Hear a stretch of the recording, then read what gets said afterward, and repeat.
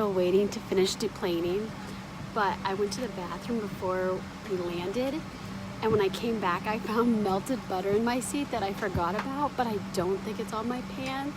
So I just put a blanket down and sat on the blanket, but I have no idea how it's not on my pants, but I can't find it, and then I awkwardly asked the guy next to me to look at my butt to check. So crossed fingers, because I gotta wear these pants home.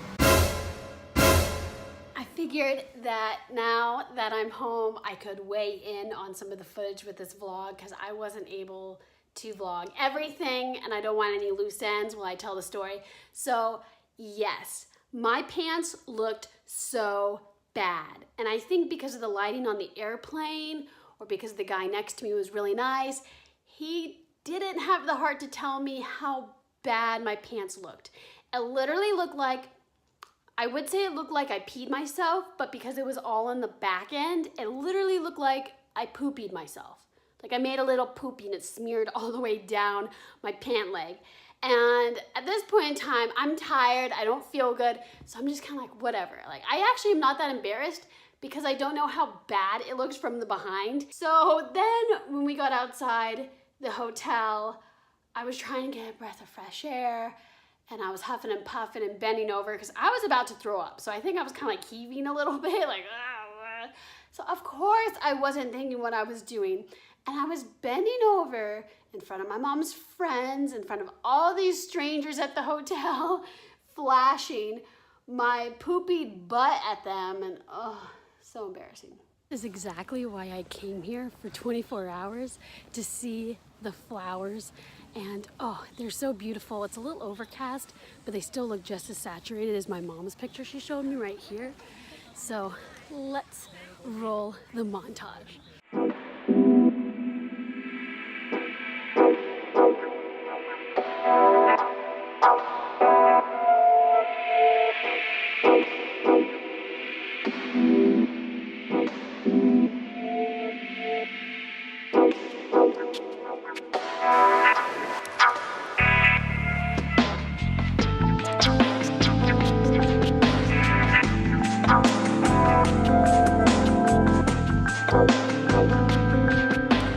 This is a moment where I gotta take the time to say how blessed I am. And I know sometimes I hate that word, but I've noticed from a lot of people posting online that this Tulip Festival is one of the, they're like, it's on their bucket list. Like, it's such a big deal for them because it's so beautiful. You don't see anything like that in the States. And I got to see it at 25 years old. Like, how amazing it was for me to go. And I loved it. Some of the things that I didn't really get to capture was they had animals there. They had these huge rabbits, but I can't remember if it was set up as a petting zoo or for you just to look at. My mom is not a huge fan of me touching animals, so I just kind of skipped over that. And then it was also a park for kids, and it was amazing because finally, it's been years and years since I've seen this. They had seesaws. Now, they weren't as big as I once have ridden on. They were kind of smaller for like really, really small kids. But I think seesaws have been banned in America because too many kids get stuck underneath them and constantly whacked, you know, like you just see like whack, whack, whack. They also had these indoor exhibits where the tulips were potted in unique ways. I feel like it's kind of weird to say, but I took all these pictures because I think they served as such great inspiration, where if you're looking for like a little DIY activity, I got you. So I just want to play a quick montage of all of that because I think everybody can benefit from seeing this.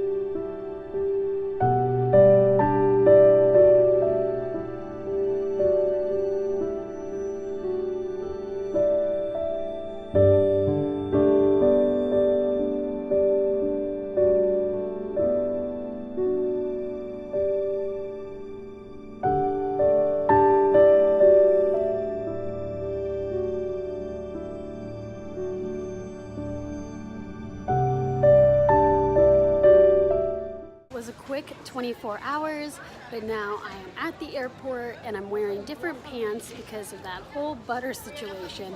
But I'm so happy I have extra stuff. So now I just have a Uniqlo shirt that's from, is this from Japan? I think it's from Japan. And then I have these pants that are so insta-batty.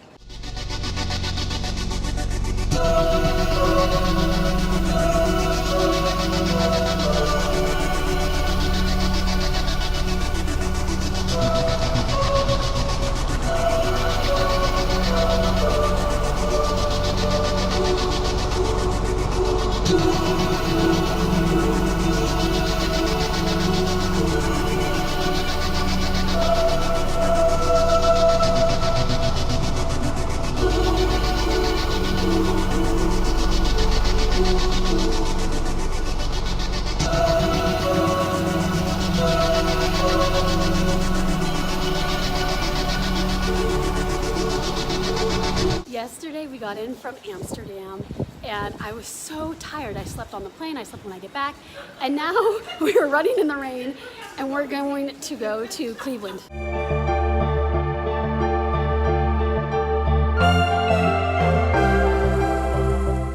So here's the front door, and I'm not for sure if this is antique wood or not, but it's wood. Two beds. It's a little dark in here, but I think it's just because the curtains are very heavy and thick. And then here's me. And then this is cute. I love the fact that they have these things. I hate it when a hotel does not have a microwave or a fridge. And then the bathroom is really modern. I don't know, I just didn't see this coming. It looks really nice.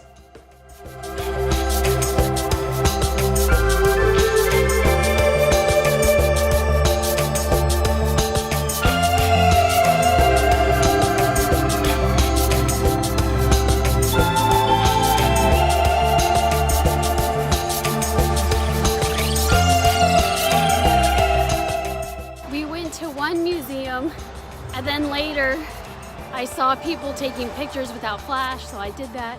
Then we read that you can't always publish all the pictures. Oh, I gotta cross the street.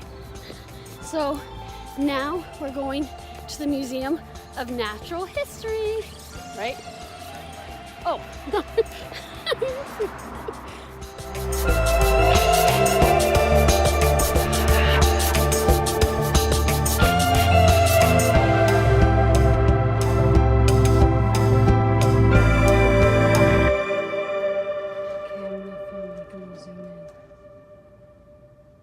Wait, is it not touching the domino anymore? I think it has to touch it because the other ones are knocked down.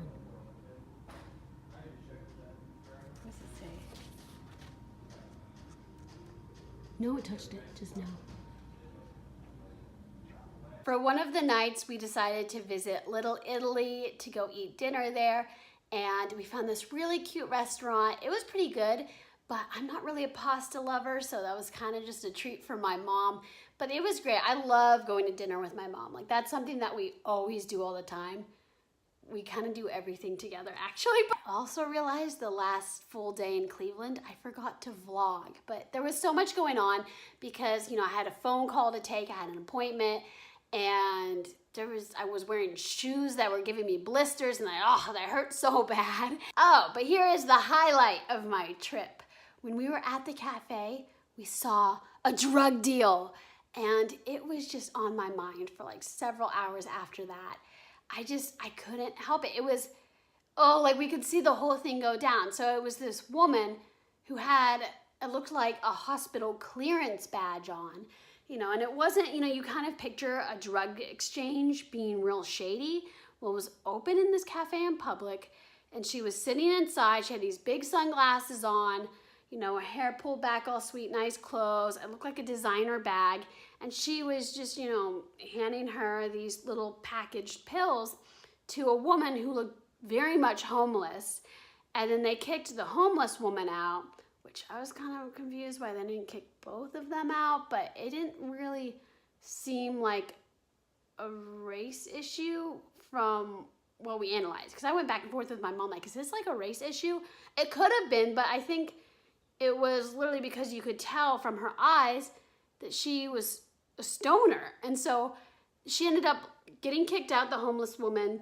And then when she came back, she looked perkier, but of course her eyes looked worse because she obviously had just taken the pills or whatever she was given. They were in little packets, but for all I know, they weren't pills. They could have had like a little bit of liquid dose in them. I'm not for sure. So she comes back and reattempts to be at the restaurant. I'm assuming it's because she feels like she's feeling good. She's high. She got her dose. But again, they kicked her back out. But they did give her food to go, which I appreciated because, you know, like I think she looked homeless, you know, but those two women left and they went their separate ways after they left. So it's like, that was clearly a drug deal. But because I'm only 99% sure of what I saw, I'm not going to post the picture that I took of the drug dealing woman here on this video. And also because I promised my mom that I wouldn't. Last thing I want to do is give a shout out to the hotel.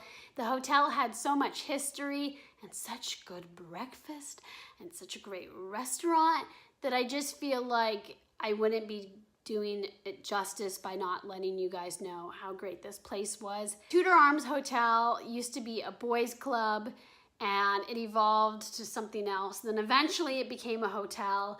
And this was a place that the great popular gangster Al Cappuccino, I can't even say it right now, he actually had stayed there and he had an underground tunnel that went all the way to Little Italy where we had eaten dinner.